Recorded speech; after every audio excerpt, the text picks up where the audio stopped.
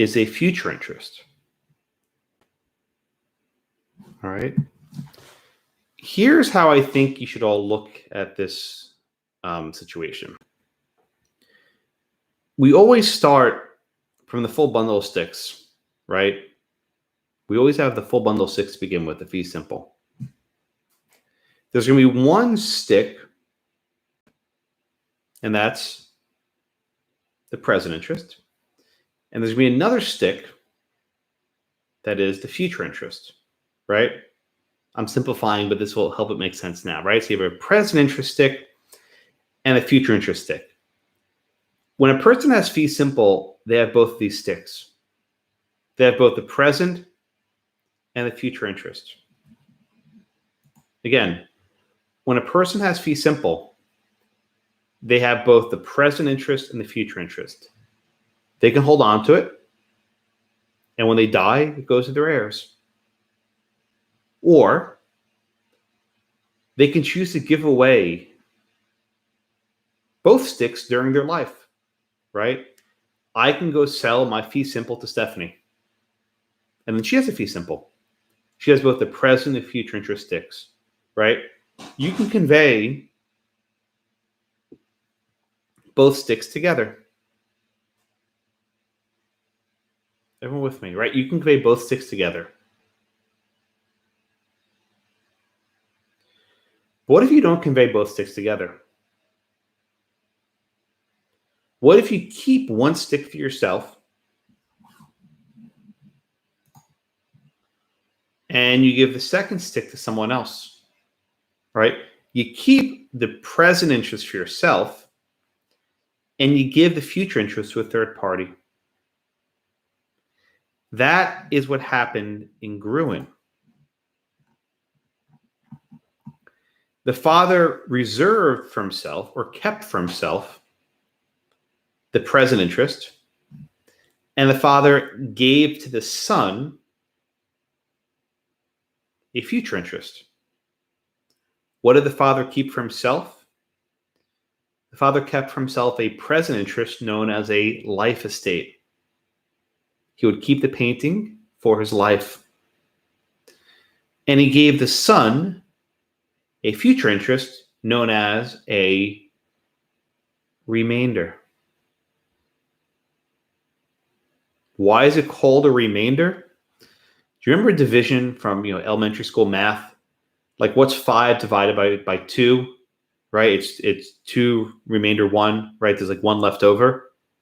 Remainder means whatever is left over after the person dies, right? So after the father dies, what's left over? There's a future interest. And the son has the future interest at the present. It's an irrevocable gift. It cannot be revoked. And I think it was Grant said earlier, you can sell a remainder. If the son didn't want the painting anymore upon his father's death, you could sell the remainder to someone else. And that someone else can just sit and wait for daddy to die and he gets the painting. It's kind of a morbid topic, I know, but that's the world we live in. All right, so let's try this one more time. We start with the full bundle of sticks, right? We call fee simple. Most simple, most basic, absolute, normal estate. With the fee simple, the person has both the present interest and the future interest. 2 sticks. Just think of it simple. 1, 2. Later we'll have 3 and 4 and 5 sticks, but here we'll keep it simple as 2. Person has the present interest and the future interest.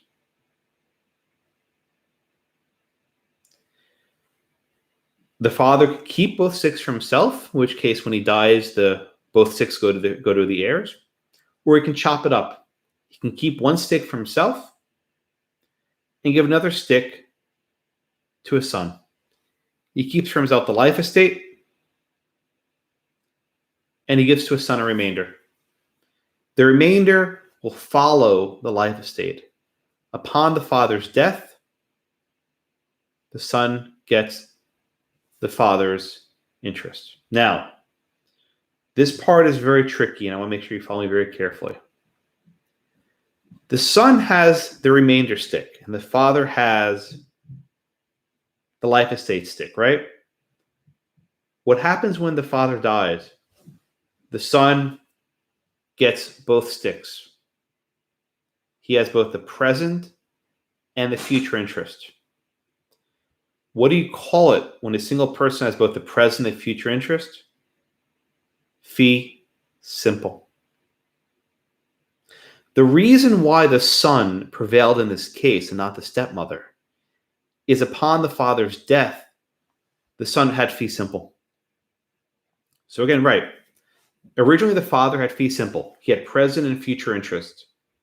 He gave to his son the future interest, right? Present interest, future interest. When the father died, they merged. It's called merger, actually. The present and future interest merged, and the son had both the present interest and the future interest. Mommy had nothing, or stepmom at least. Stepmom had nothing, and the son had fee simple. And he could do with the painting whatever he wanted. Indeed, he sold it at an auction, made a lot of money off of it.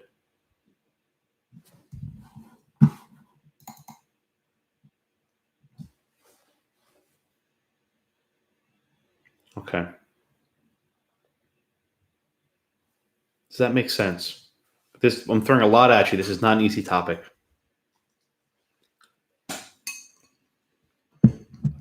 You're lying if you say this makes sense. It does make sense. Yeah, Emily, go ahead. I see your hands up. Hi there. I wanted to ask a question.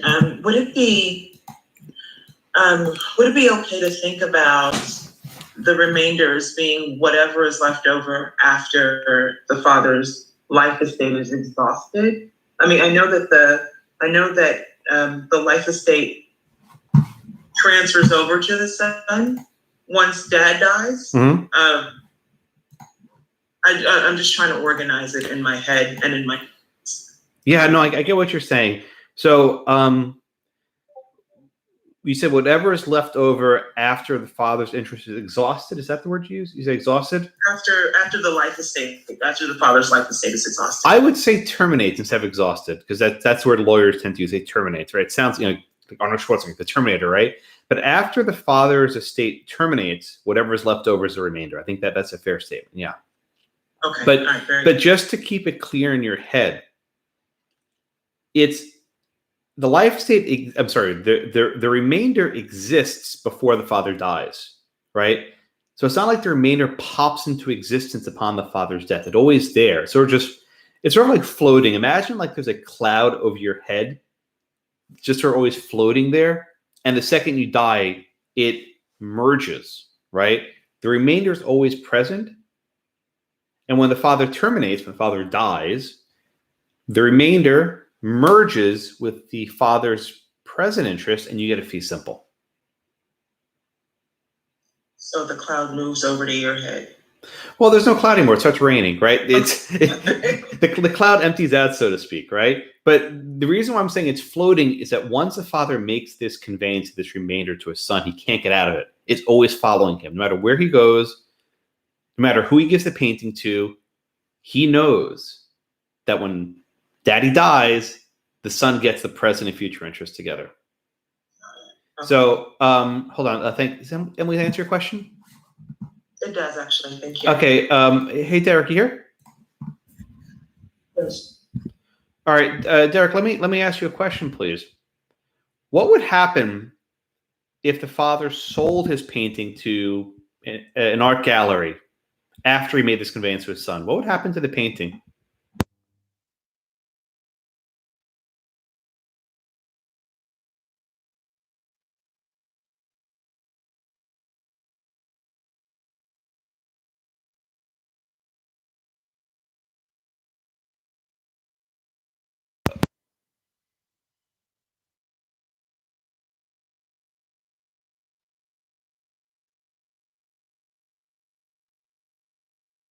Oh, yes. I'm sorry. I put myself on mute. I'm sorry.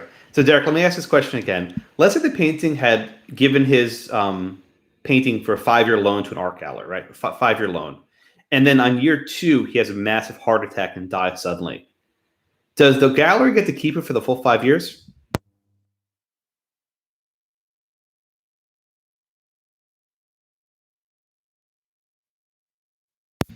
Why?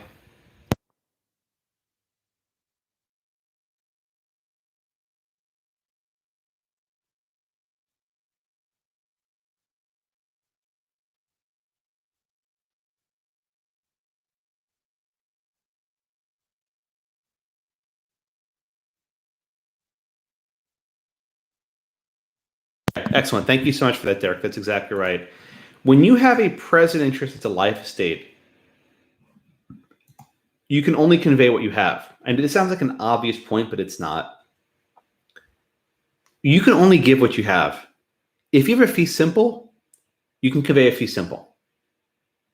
If you have a remainder, you can convey a remainder. If you have a life estate, all you can give is a life estate. So the example I gave Derek a minute ago, if the father gave a 5-year lease on the painting to an art gallery, but he died on year number 2, that's it, right? The father cannot convey that painting beyond his life. Let's say the father was a crook, and let's say the father didn't tell the gallery about his son's future interest, right? He didn't tell about the cloud floating over his head. And let's say the art gallery bought it thinking that, this is a fee simple painting. Guess what? The father lied. And upon the father's death, the son shows up like, "Hi, I'm Michael. Where's my painting?" Right? And at that point, the gallery is screwed. Now, someone's asked, "Josh, can't you sue the father for fraud?" Yes. Yes. I don't care about fraud in this class. Go to contracts for that, right? If you engage in fraudulent misrepresentation, that's for contracts. I'm not worried about that here. What I'm worried about here is the interest being conveyed. If you have a present interest in life estate, that's the most you can convey. You don't have the full bundle of sticks, so you can only give a present interest in life estate. Hold on. Yeah, Derek, go ahead.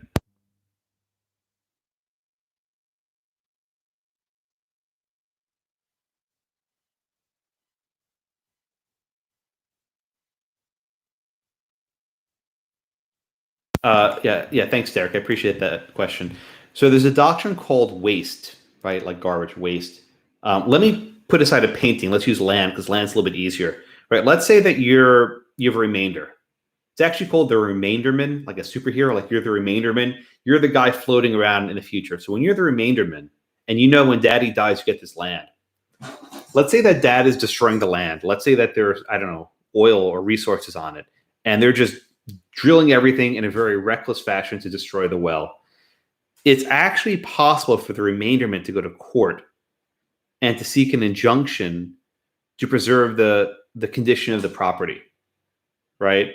And if a court says, "Look, this is the person who stands to inherit this property, and you're destroying it," you can actually issue an injunction to preserve it in its present state.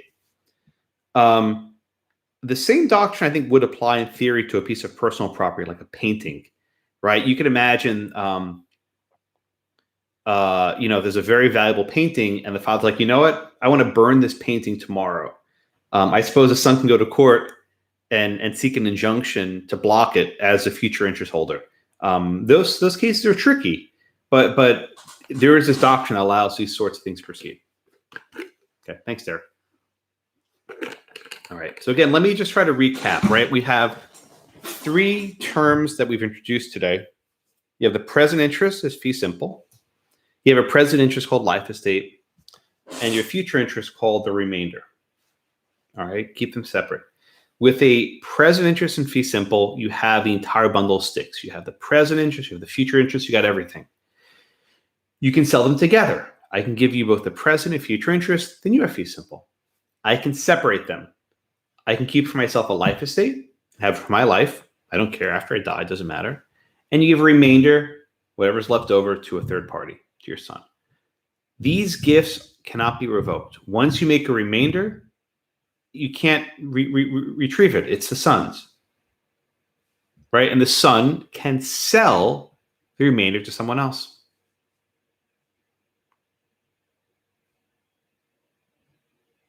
Samantha, you here? Samantha? Oh, you're in the classroom, I think. I'm sorry. I see you in the back. Sound a little bit rusty. Hold on. Let me mute the classroom. All right, Samantha, let me ask you this question, please. What would have happened if the father says to the son, "Son, I love you so much, but I don't love you that much. I want my remainder back." And he gives the son $1 million. And the son says, "You know what, Dad? All right, screw you. I'm going to take the $1 million. You're a bit of a jerk, but I'm going to give you back my remainder." Could the son do that? I think so, because, I mean, although the dad can't revoke the remainder, I mean, the son can sell it to him. Right. So can the son give for $1 million, can the son give the remainder back to his father? Yes. All right. Now, Samantha, here comes the hard follow-up question. What interest would the father have when he gets the remainder back? Say he would have a fee simple because he has both his back. Perfect. He has both the present interest, which is his life estate, and the future interest from the son, which is the remainder, right? What happens when they merge, Samantha? He has a whole bundle of sticks, and the father then has what interest? Present interest, the fee simple. Fee simple. Exactly right. Thank you, Samantha. Perfect answer. All right, you guys, I think you're doing pretty well with this. I'm happy how this is going. This is not an easy topic. I think you're doing pretty well. You have to keep in mind, you can always get back to fee simple. The father gave the remainder to his son. He can tell his son, tell you what, son, you know what, I made a mistake. I'll give you $1 million cash right now. You give me that remainder back. You can do that. You're allowed to. And the son says, you know what, fine, Dad, I'll give you my remainder. He conveys it to him. At that point, the father has the present interest, the life estate, and the future interest, the remainder. They merge, they come together. It's called merger. And then the father is fee simple. Done. Simple. That's why it's called fee simple, by the way. It's the most simple, basic estate you can have because you have everything. And at that point, the father can do whatever he wants to the painting. He can give it to a stepmother or the wife, whoever it is.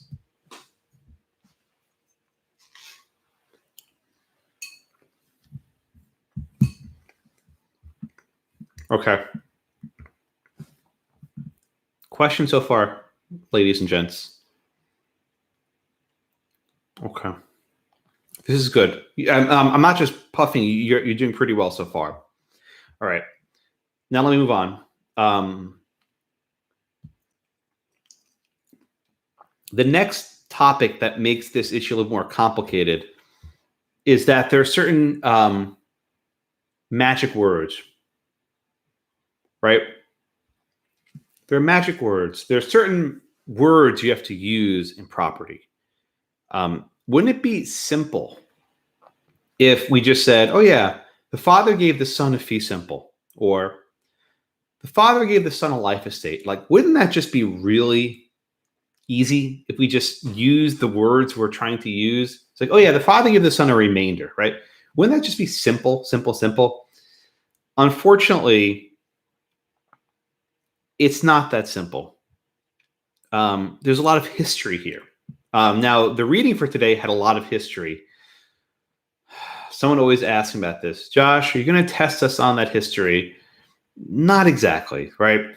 I'm not going to ask you about knights and service and priests and all this other stuff. I'm not going to ask you about this.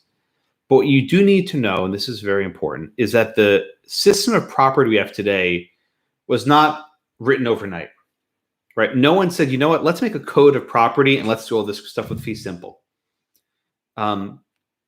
This system of property developed over the course of hundreds and hundreds of years, slowly. And what would happen is, some wealthy landowner would do something, and then some court said, oh yeah, that's a good idea, I like that. And then lawyers said, oh, let's copy that, right? And then so everyone copied what that one landowner did. And then some other landowner found a new way of conveying property. And he said, oh, that's a good idea, let's copy that also. And over time, common law, these things developed. Now, what exactly were these landowners doing? A few things. First, they were evading taxes, right? You'll take tax next year. Since the beginning of recorded history, people have found ways to avoid paying taxes to the government. That's just, there's a reason why accountants make a lot of money and why, tax lawyers make a lot of money. It's a very lucrative profession, right? If you can help your client legally avoid, by the way, I should be more careful. There's a difference between tax avoidance and tax evasion. Tax avoidance is fine. You can avoid taxes because it's legal. But tax evasion is no good because you're breaking the law. So the good accountant will say, Josh, you can't evade taxes, but here's how you can avoid taxes, right? So even back in medieval times, you had these wealthy landowners who hired attorneys, or what we would call today an attorney, who helped them avoid taxes to the king, right? The second primary goal of these sorts of property transactions was to control land after you die, right? So long as, let's say, a father's alive, he can control how his land's being used. He can give it to a son, or maybe give it to his grandson, or give it to a nephew or something, right? But after after the father dies, he can no longer control it. So these sorts of conveyances were designed to control property after death. That way a father would still have some control. For example, let's say he didn't trust his son. Let's say his son was a drunk, and he was afraid his son would sell all the property for his gambling debts, or whatever it was. And he wanted to make sure the property would go to his grandchildren. He could put limits on his son's rights. For example, a father can give his son a life estate. You can do that. You're not just giving yourself a life estate. You can give your son a life estate. Why would you do that? Because that way when your son dies, it goes to your grandson. You can basically skip over your son and go to your grandson, right? That way your grandson, who you like, gets the fee simple, but your drunk, gambling, son will only have it for his life. Or you can skip your son altogether and give it right to your grandson. Or give it to your nephew or your son-in-law or somebody else, right? The purpose of these transactions was to control who inherited property upon your death, right? It was about control. That's really what it was. It's after you die, how do you keep the land in your family to prevent it from being sold outside your family?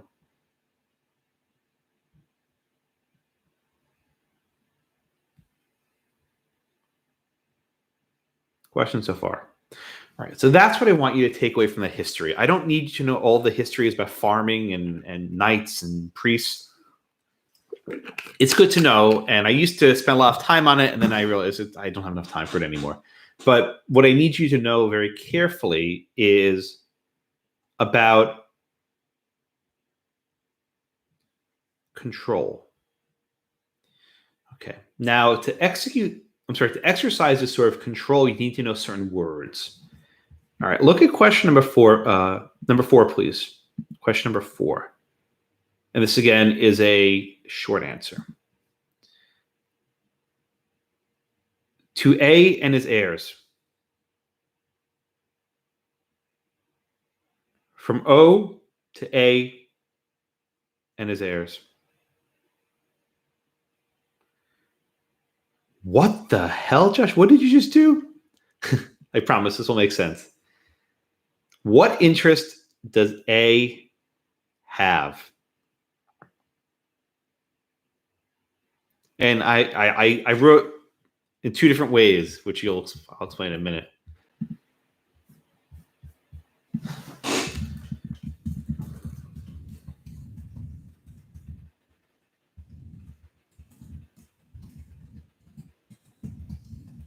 Professor Blackman, did you say that it was one word? I didn't say anything.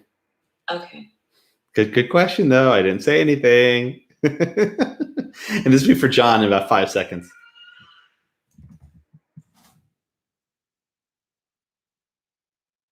Okay. John, you here, sir?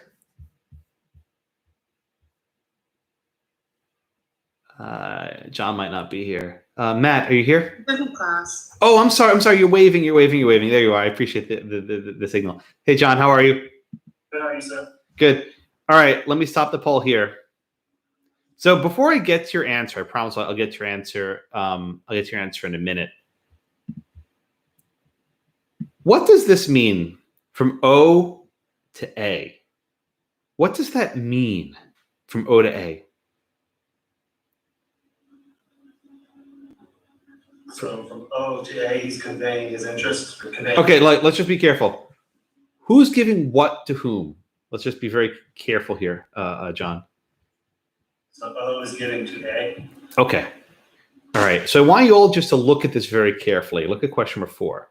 From O to A. Forget the heirs part from it. I'll get to the heirs in a minute. This is a way of writing things that is a bit unnatural. What it means is O has some interest. And they're giving some interest to A. Right?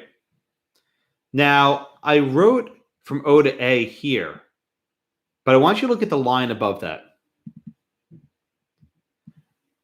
I don't always have to say from O. Sometimes in the book, and you might see this in the bar or somewhere else, they'll use a shorthand. They'll just say to A and his heirs. In other words, they'll omit the from O part. So you have to just be careful. You have to presume that the from O is there, right? You see what I'm getting at, right? When I give you a question, I'll say from O. So I'm going to make it a little bit easier because I think it makes more sense, right? But I'm just warning you might see in the bar or somewhere else, just to A and his heirs. You'll see just that. And you'll need to know that means from O. Now, it's not always O. It might be, Bill or Ted or whoever happens to be, but they'll be from someone else. Now, why O? This sounds so stupid, but it's an obvious point. O stands for the original owner. I don't know why that's the rule, but that's just how the property professors have been doing it for a very long time. So O is the original owner. All right, so John, back to you, my friend. From O to A and his heirs. What interest does A have? So A is receiving a fee simple. That's correct. How do you know that A is receiving a fee simple, John? Because of the and his heirs rather than saying for life or something along those lines. Okay, excellent. Very good. What does, John, one more question for you. What does and his heirs mean? Essentially to whoever he wants to give it to. Or Does his heirs necessarily mean his biological children? No, not necessarily. Okay, excellent. Thank you so much, John. All right. So you need to learn magic words, and that's what I call them. What do we mean by magic words? When you see the phrase "and his heirs" or "and her heirs," and I'm sorry, you're not going to see "and her heirs." It's just not used. But the book's like "and her heirs." It doesn't come up. Back when these were written, women could not inherit property. It was a very different system. So it's "and his heirs." I'm sorry. You'll see "and his heirs." When you see "and his heirs," that means fee simple, right? Just you need to drill that into your head. "And his heirs" does not mean his biological children, right? "And his heirs" means fee simple. This is going to trip up about half the class, I promise you. Or maybe not. Maybe you'll surprise me pleasantly, which I'm always happy to hear. "And his heirs" means fee simple. This means that O gave to A the full bundle of sticks. A has both the present interest and A has a future interest. A has the present interest and A has a future interest. He has everything. He can sell it or do something else with it. But when you see the phrase "and his heirs," you know that A has a fee simple. Okay, guys? Questions? I know I'm throwing a lot at you. By the way, I mean, the reading today was pretty short. The readings from here on out are pretty short. There are no cases for a while. So you just have to chew through this with me, right? You have to sort of just suffer through it with me. That's the only way to do it. All right. Yes, Steph, go ahead. I have a question just so we can get the language right. Sure. When you're saying somebody has fee simple, I'm confusing the word interest and the word estate. Would you say that they have a fee simple interest, or you would say their estate is fee simple? Both. Both. The word estate and interest are used interchangeably. Unfortunately. Yeah, the terminology sucks. I'm sorry. I would just say A has a fee simple. Okay. Right? That's his interest. That's his estate. I mean, the reason why. Whoops. Sorry. light rain fell. The reason why we use fee simple is because the word estate is so imprecise, right? So on an exam, instead of just saying he has an interest, present or future, tell me he has a fee simple, he has a remainder, he has a life estate, because that shows me you know exactly what's going on, right? You know the exact interest at stake. If someone says in the exam he has a present interest, it's like, okay, what kind, right? Be more specific. Yeah, Freddie, go ahead. I see your hands up.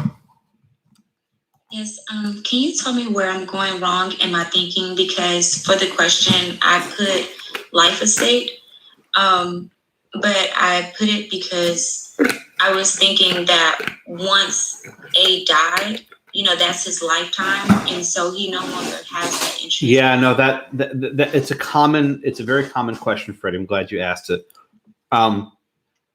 Everyone dies, right? We all die. You're going to die. I'm going to die. We all die. It's morbid, but it's true. But that doesn't mean you have a life estate. Why? A life estate means you only have the present interest.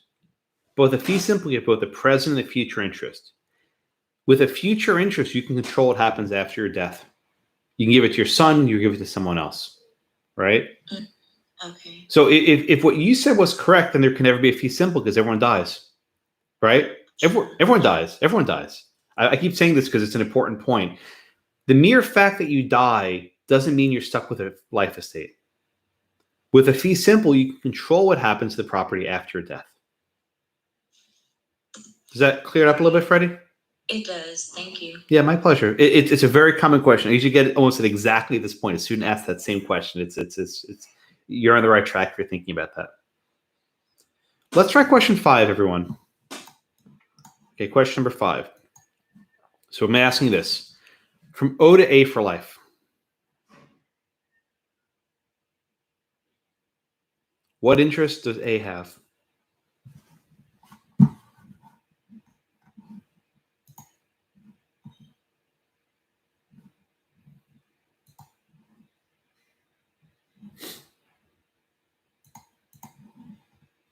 From O to A for life. And this is going to be a question for, I think, Matt.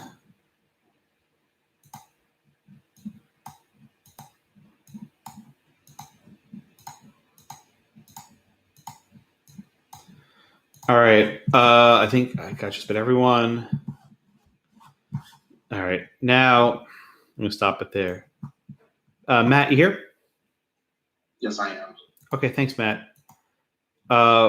What's your answer here? So I put life estate. Okay, why do you think life estate?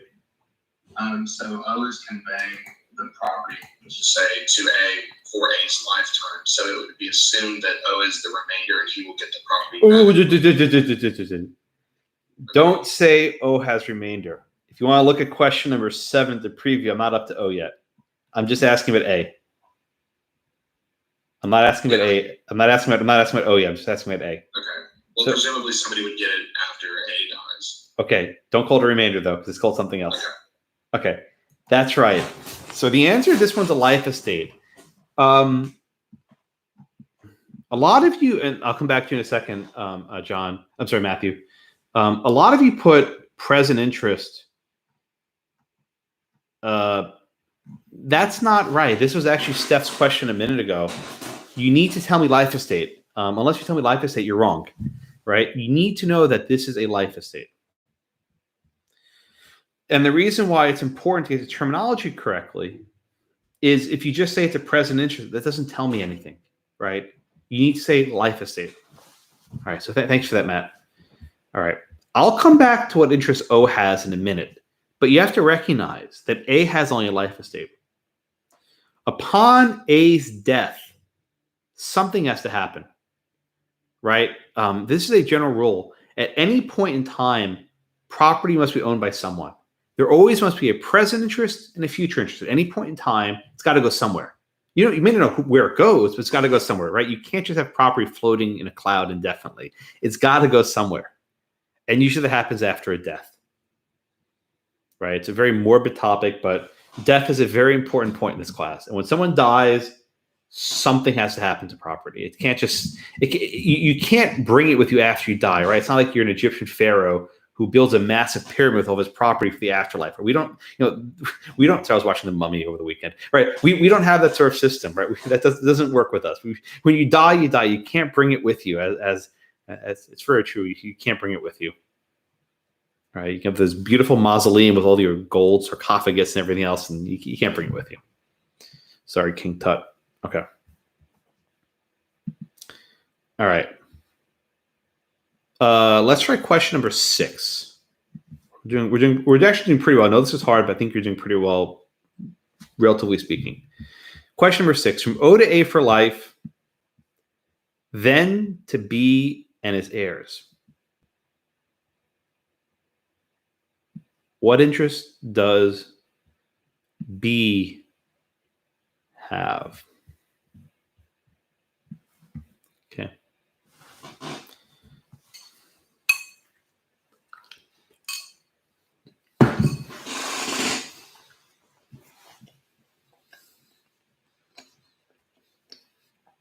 Let's wait for a simmer in about 10 seconds.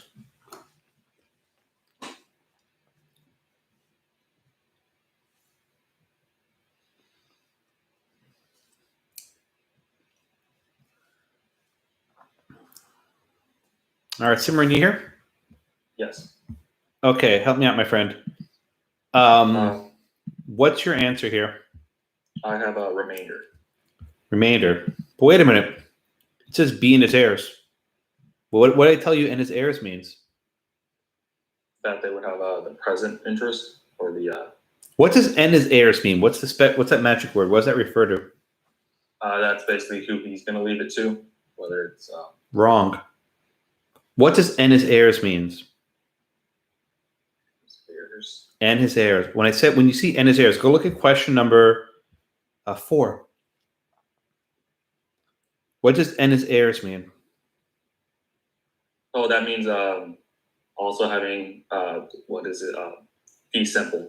Okay. You have both present and future interest. Are you changing your answer? Just be able to be simple? No, because he left. He left the item with A, so A has present interest or the life estate, and then he left the remainder with B. Is how I'm thinking of it. Okay, so you're saying it's a remainder, but what do we do with these words and his heirs? I'm not sure. Bennett, you here? Yes, sir. We said a remainder comes after a life estate, right? Remember the cloud, it rains. But then we have this phrase, B and his heirs. What do we make of that language, Bennett? I would say that B has a remainder while A is alive, but as soon as A dies, then that turns into a B simple. Perfect. You said it perfectly. Exactly right. Say it one more time. You said it perfectly. When A is alive, B has a remainder, and then as soon as A dies, then B's interest in the property turns into a fee simple. Does it go to B's heirs? Does it go to B's heirs if he has any heirs at the time? Do living people have heirs? Living people do not have heirs. Make sure you write this down in your notes, people. Living people do not have heirs. If you are alive, you don't have heirs, right? God willing, you're alive. I think I don't have any zombies in this class, right? You're alive, you don't have heirs. You call someone a wealthy heiress, like Paris Hilton, right, or whatever. Not exactly, right? You're only an heir after someone dies, so you have no heirs when you're alive. So Bennett, try one more time. It goes to B. B gets a fee simple, right? When A dies. Okay. When does it go to B's heirs? The moment that B dies. What if B sells it during his lifetime?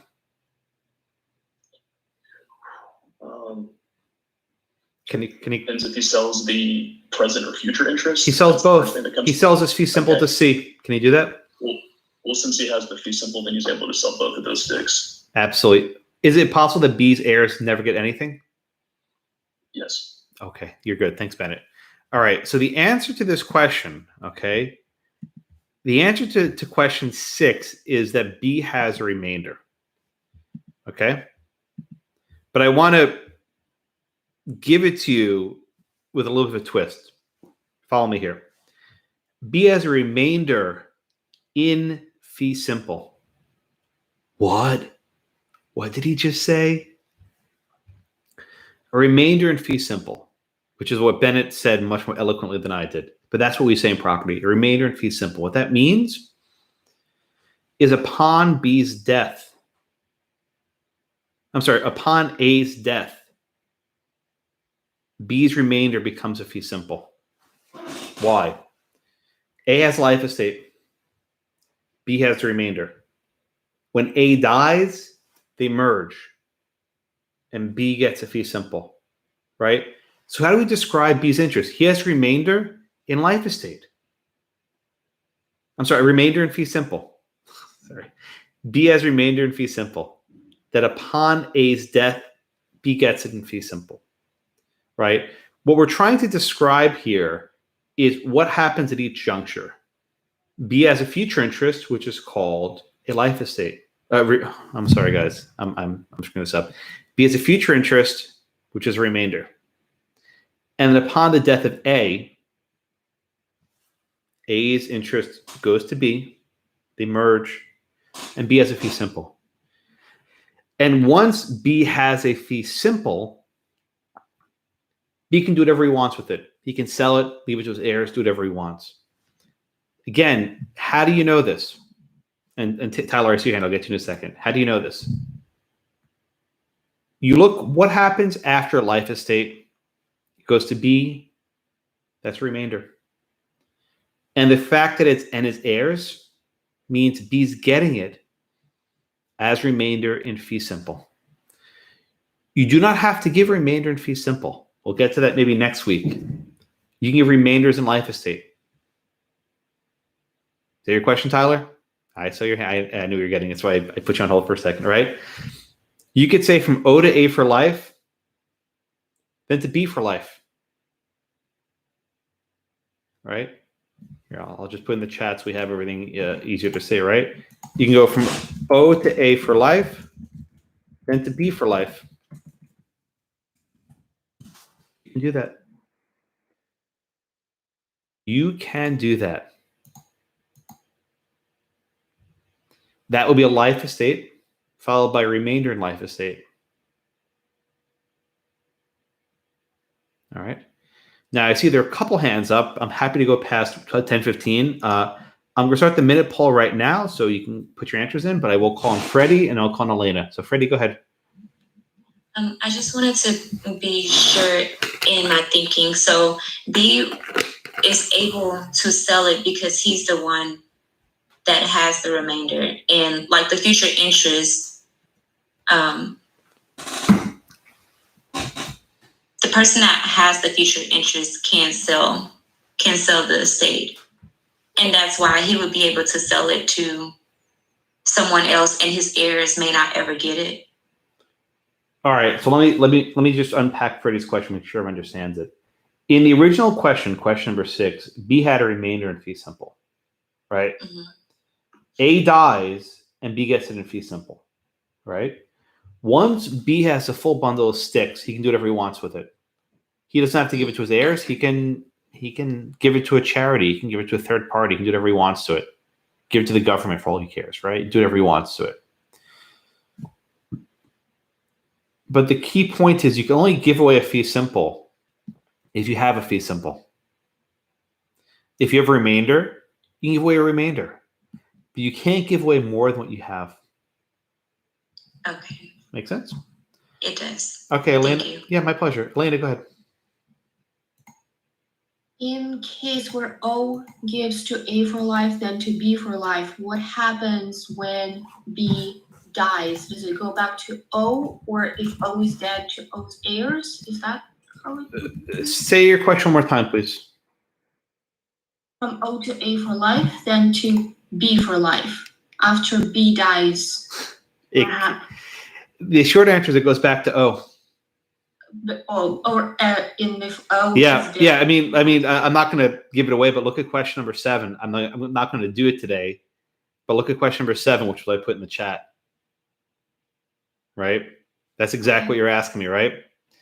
Oh, Oh, exactly. Oh, the short answer in this hypothetical goes back to O. I don't want to tell you what it's called yet because it'll confuse you more so. But it's called something. It's not a remainder. It's called something else. would O's heirs then get it too? Don't ask me at O yet. We'll do that next class. I promise. Yes, but I can't do it now. That time. But just if you look at question number 7, that's actually. You know what, Elena? In your honor, I will start class with question number 7 next class. How about that? Okay. I'll be happy in your honor. I'll be happy to do that question first off on Wednesday. All right, folks. I'm out of time. Office hours today. If you have any other questions, otherwise, have a wonderful day, and I'll see you all on Wednesday or earlier. Thank you. Have a good afternoon, sir. Thank you. Appreciate it, guys. Bye bye. Are you doing okay, sir? Oh, thank you for asking. Yeah, thankfully I am. We never lost power and only lost water for a couple days, so we made that okay. But it was a rough week for everyone. Yeah, Harvey was semi-rough for us, but we got a little lucky this time. So. All right, guys. Take care. Happy to talk if you need.